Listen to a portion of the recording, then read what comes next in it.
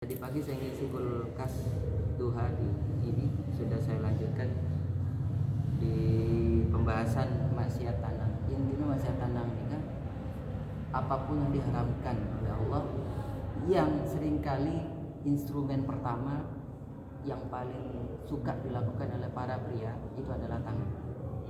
Maka di Al-Quran Sadaqallahul Adzim ketika berbicara tentang kemungkaran lewat tangan itu hampir dipastikan laki-laki dulu yang disebut.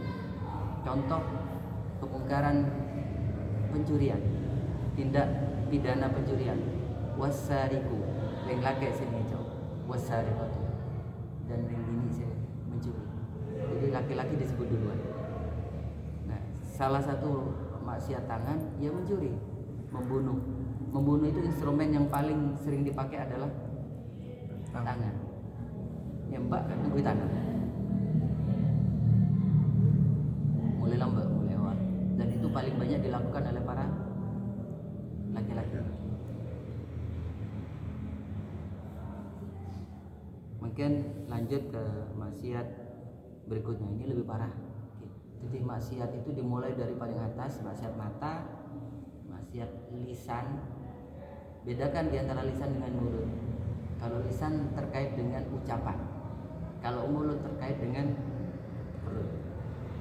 Jadi ada maksiat perut, itu mulainya dari mulut. Jadi memasukkan segala sesuatu ke dalam perut lewat mulut. Sama seperti ini, instrumennya, alatnya sama sih. Ini gerungan, tapi ada namanya kerongkongan, ada namanya tenggorokan. Kalau tenggorokan larinya ke hidung, kalau kerongkongan larinya ke mulut, yang menjadi alat untuk masuknya makanan dan minuman. Itu sudah otomatis, ada kelepnya sendiri, itu matic, itu sudah lebih matic daripada sepeda matic kembian. Lebih matic. Buktinya apa? Kleros kuning kan tersernak. Itu. Nah, sekarang masuk di maksiat di bawah perut, ini lebih berat. Ya, maksiat kemaluan. Wa min ma'asil farji. Ya, kalau bahasa kitab itu termasuk bahasa Al-Qur'an. Farji itu bukan hanya kemaluan perempuan, kemaluan laki-laki. Makanya kalau bahasa Indonesia itu mengalami yang namanya eufemisme, penghalusan bahasa. Kenapa dikatakan kemaluan itu kemaluan? Karena malu kalau ditampakkan. Itu bahasa Indonesia. Ini kalau bahasa Arabnya, walladzina hum li furujihim hafizun. Orang laki-laki mereka yang menjaga farji mereka, artinya ya kemaluan dia. Ya, kalau bahasa Arab kemaluan laki-laki kan bukan farji, apa? Zakar. Keliru harokat sekundi kan maknanya jauh beda. Zikir kita mengingat, zakar itu tak kira zikir ya. Min ma'asil farji az-zina. Ini. Jadi ada zina mata, ada zina telinga. Itu pendahuluan. Yang dalam Al-Quran pendahuluannya saja dilarang. La taqrabuz zina, wala taqrabuz zina. Jadi mukaddimahnya itu, pintu masuknya itu, ya, eksekusinya ada di kemaluan. Ya pasti. Ya zina, ada dosa zina yang lebih berat, yaitu liwat. Ya. Apa liwat itu? Hubungan sesama jenis. Laki-laki homo, perempuan lesbian. Itu lebih berat hukuman. Ada bahkan yang lebih berat lagi, yang akhirnya melahirkan penyakit yang menurut riwayat penyakitnya sampai sekarang nggak ada obatnya. HIV/AIDS. Awalnya katanya itu orang Afrika hubungan seks sama binatang, monyet, kuda, wa'alalihi wasobi, tidak lazimnya. Akhirnya melahirkan, dia kan bawa penyakitnya itu dibawa oleh si manusia yang berhubungan seks dengan binatang ini, kemudian ditularkan kepada manusia. Transnya gitu, katanya begitu. Wallahu a'lam benar tidaknya. Sampai dengan sekarang memang dampak yang penyakit yang sangat menurunkan kualitas kesehatan kita itu HIV/AIDS. Al-liwat wa yuhtil hurmusan dzakaran wa untha birrajmi bil hijarah. Ini jelas, ini bedanya konsep hukum syariat Islam dengan konsep hukum perdata, hukum positif yang diberlakukan di Indonesia. Zina dalam konsep hukum Islam itu termasuk jarimah. Tahu jarimah? Pidana, hukum pidana, hak umum. Masuk ke hukum Indonesia karena Indonesia itu mengintersepsi 3 hukum sekaligus, hukum Islam, hukum adat, dan hukum barat. Ketika kita sempat dijajah oleh Belanda dan Inggris, Portugis, mau nggak mau ada intersepsi hukum barat di situ. Hukum barat mengatakan BW-nya yang sebagian presentasinya dipakai dalam hukum perdata sekarang, zina itu tidak dianggap sebagai hukum pidana, tapi sebagai perdata. Tahu perdata ya? Orang per orang. Baru dianggap pidana ketika ada pihak ketiga. Ini bedanya ya. Dalam anak zina menurut hukum Islam, hukum fikih munakahat, dengan anak zina menurut BW, hukum perdata yang diambil oleh Indonesia, KUH perdata itu beda. Zina menurut kita kan hubungan laki perempuan di luar nikah. Baik dia sudah nikah ataupun belum. Bedanya hukumannya. Kalau belum nikah masuk ghairu muhsan, ya.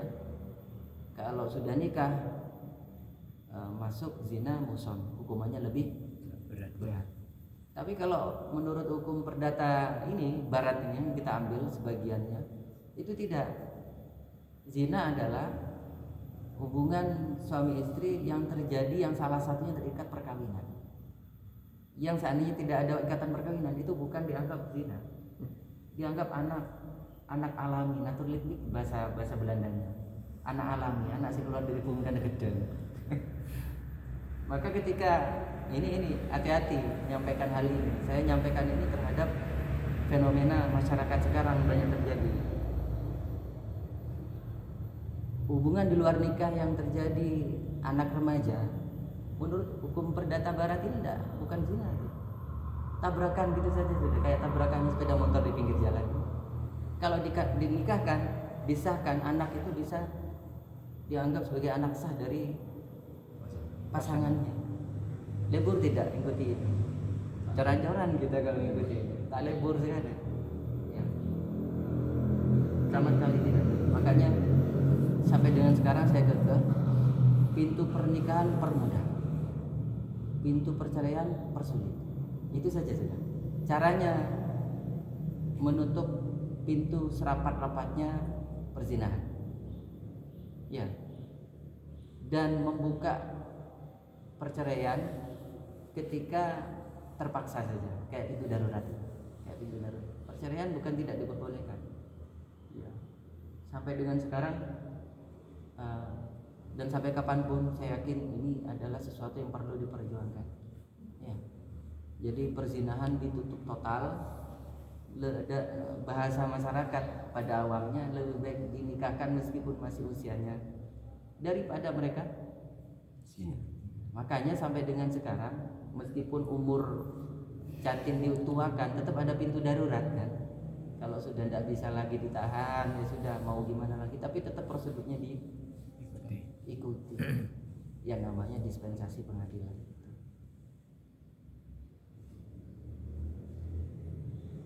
Jadi sesuatu yang dilakukan sama-sama berhubungan badan laki perempuan.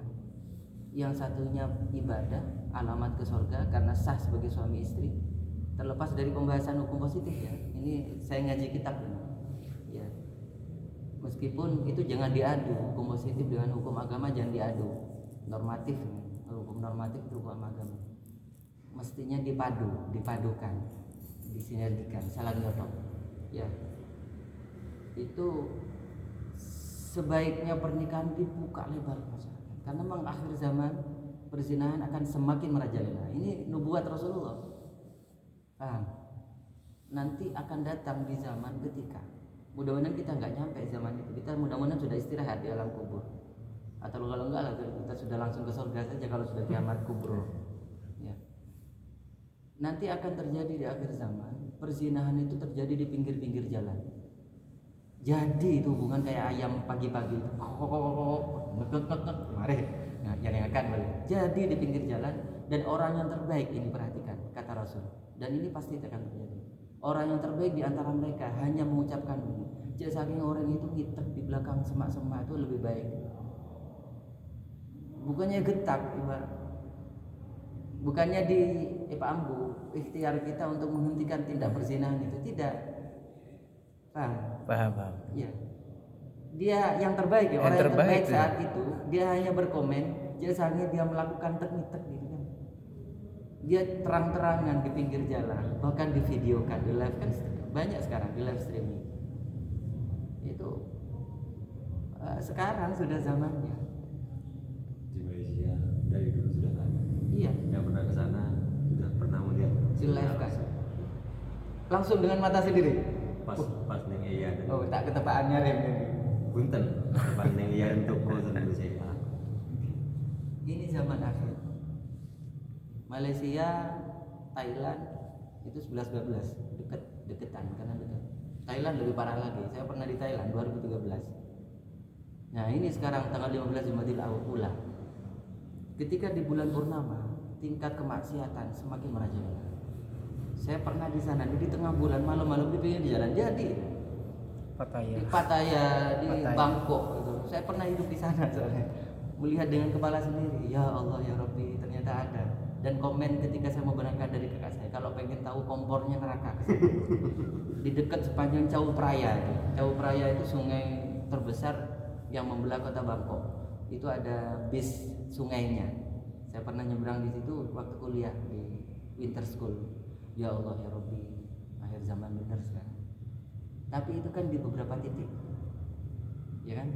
Jangan sampai masuk ke titik daerah kita. Paham ya?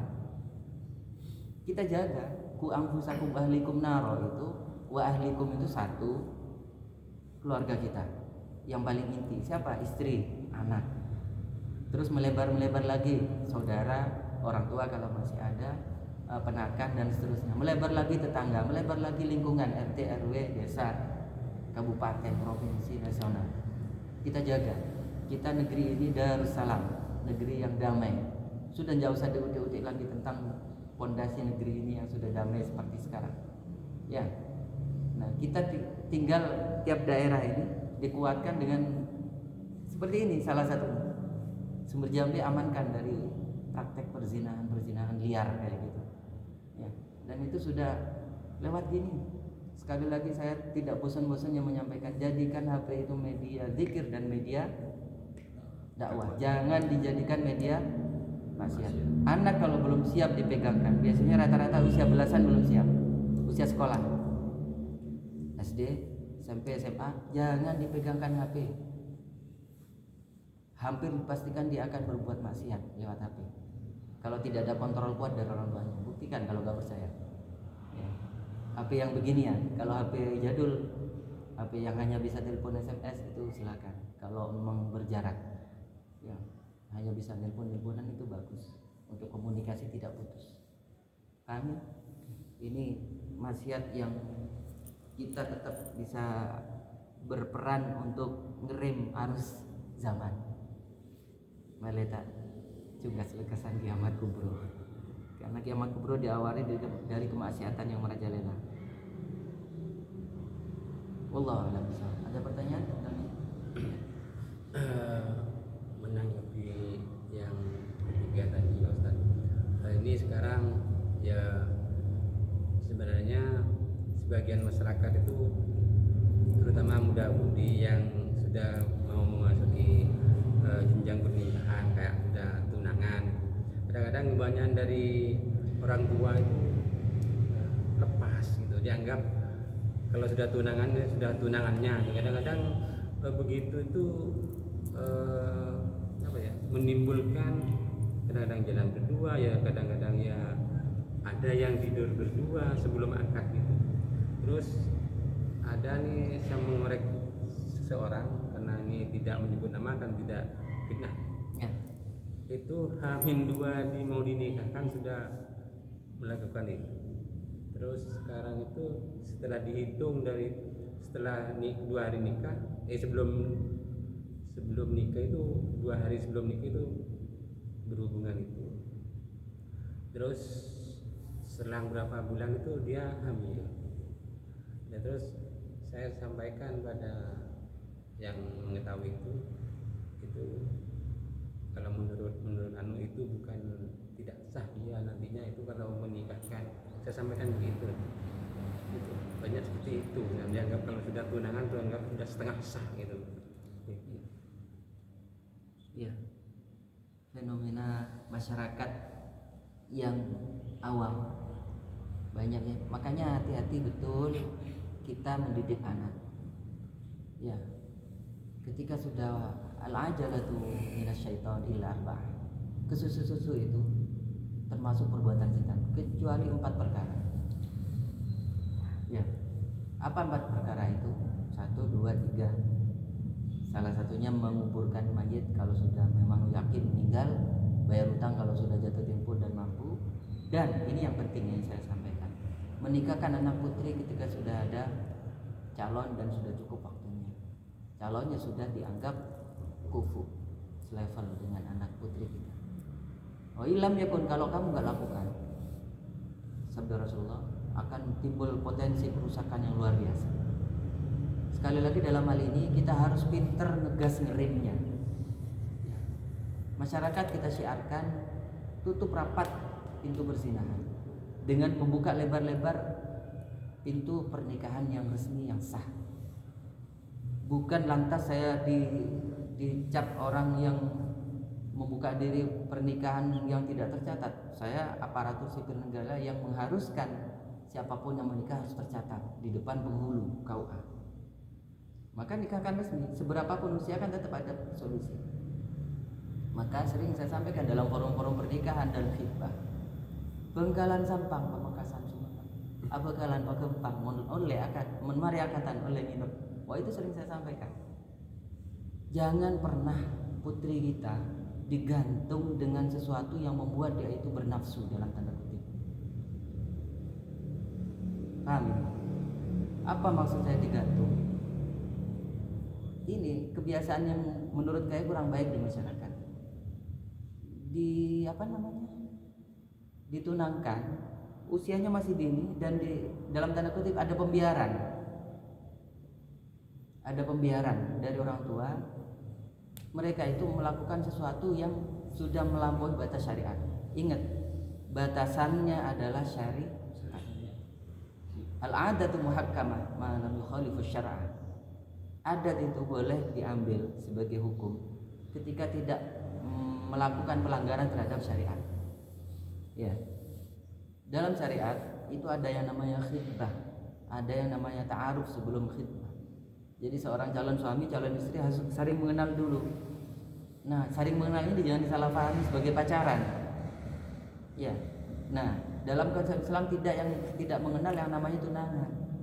Yang ada adalah khitbah. Nah, khitbah ini segerakan, seperti pantun saya barusan, segerakan kepada akad nikah yang sah secara agama dan sah secara negara. Caranya sudah jelas diatur menurut undang-undang peraturan pemerintah yang resmi sampai dengan sekarang diberlakukan di seluruh negara Republik Indonesia. Jelas ya?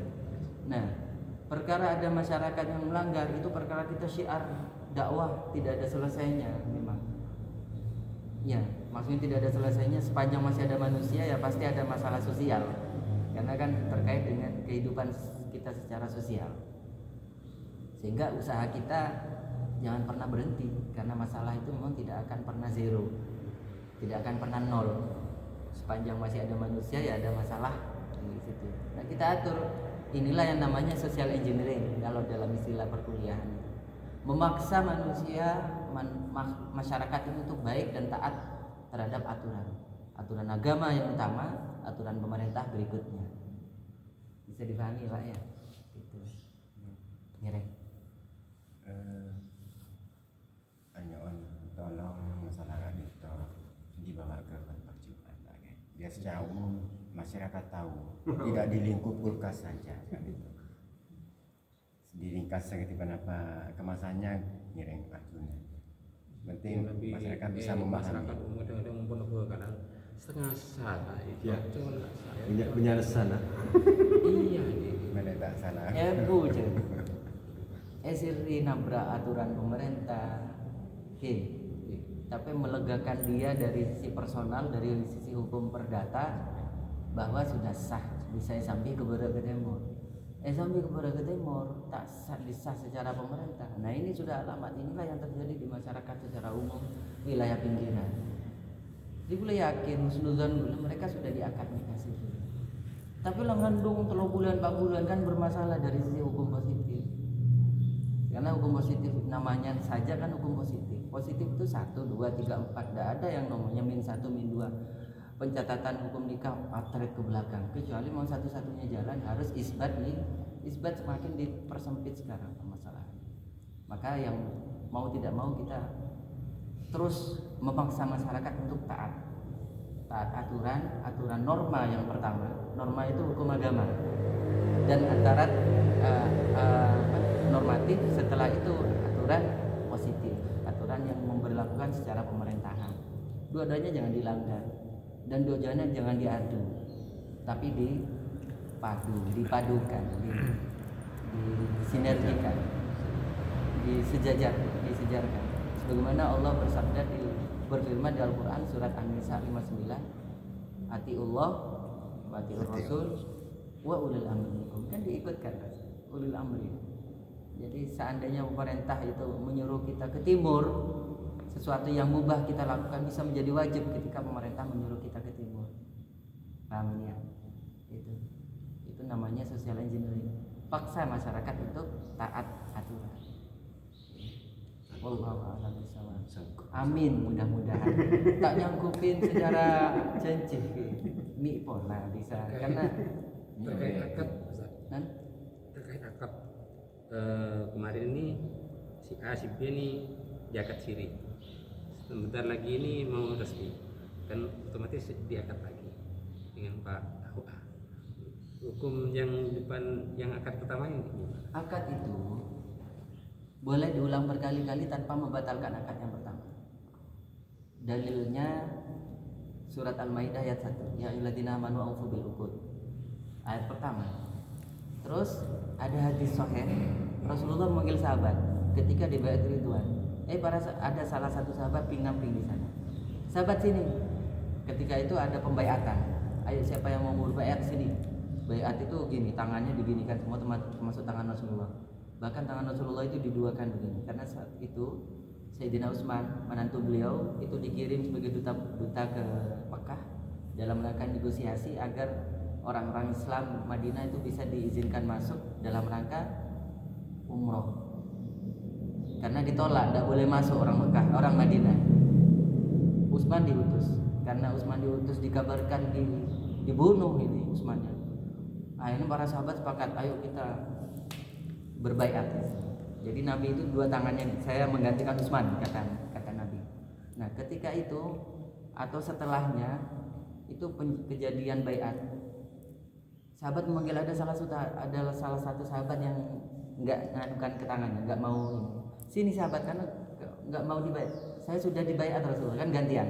Sini lagi dia baiat lagi. Ini menjadi dalil baiat kedua, ketiga atau akad nikah atau akad transaksi itu boleh dilakukan lebih dari satu kali tanpa membatalkan akad yang pertama. Walaupun beda wali, maksudnya yang mengikatkan. Iya. Sepanjang akad nikah yang pertama sudah dianggap sah. Masalahnya kadang akad nikah yang pertama itu kurang sah secara hukum. Contoh yang sering terjadi di masyarakat, tertib walinya nggak dipakai. Ini yang sering ya. Tertib wali itu bapak kandung, kakek kandung. Terus setelah kakek kandung tidak ada, meninggal siapa? Buyut kandung kalau misalkan ada. Itu sudah nggak ada, misalkan siapa berikutnya? Saudara. Nah, saudara kandung apa paman kandung dulu? Saudara. Ini sering keliru. Lebih dekat saudara kandung atau paman kandung? Saudaranya Saudara bapak atau saudaranya manten? Saudaranya manten. Saudaranya manten lebih dekat. Ini sering saya kapan hari di sini di masjid ini. Pamannya maju sudah mau ini. Begitu mau dia ngaku punya saudara, dan saudaranya lebih dekat. Tertib wali ketika dilanggar itu membatalkan akad. Tapi tidak lantas saya hukumi pernikahan yang karena tidak tahu itu tidak sah. Ya, sebaiknya diakad ulang dengan tertib wali yang benar, yang sah. Itu banyak terjadi di masyarakat. Ya memang atas dasar ketidaktahuan. Inilah pentingnya ngaji bab beginian ini. Dan pentingnya bertanya, fas'alu ala dzikri in kuntum la ta'lamun. Bertanyalah kepada orang yang tahu kalau kalian enggak ngerti tentang itu. Jelas? Saya sekali lagi tidak janji. Lumayan di Jumat manis. Ini ada lagi Ustaz, Ya. tanya masalah akad. Kadang-kadang kalau di Rawasari sendiri di rumah saya ada istilah nganyaren nikah. Ada istilah nganyaren nikah itu memang boleh. Cuman kadang-kadang ada yang bilang mungkin karena ekonominya kurang lancar atau karena apa obelnya mana. Untuk merubah nama ketika sudah akad itu kan sudah berbeda dengan nama yang akad yang pertama. Bagaimana itu? Iya. Innamal a'malu binniyat. Segala sesuatu itu ditentukan oleh niat. Tentang berubah nama yang penting orangnya itu saja ya tetap saja dianggap orang itu. Ini ada masalah. Saya lebih dari satu kali menikahkan bisik-bisik orang tuanya. Nanti waktu akatan mempelai prianya diganti namanya ini, yang perempuan digantikan nama ini. Iya sudah saya tak nambah lancar. Yang penting pencatatannya tetap sesuai dengan data-data yang ada, tidak ada masalah.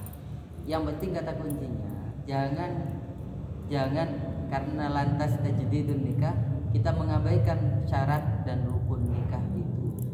Contohnya yang sering terjadi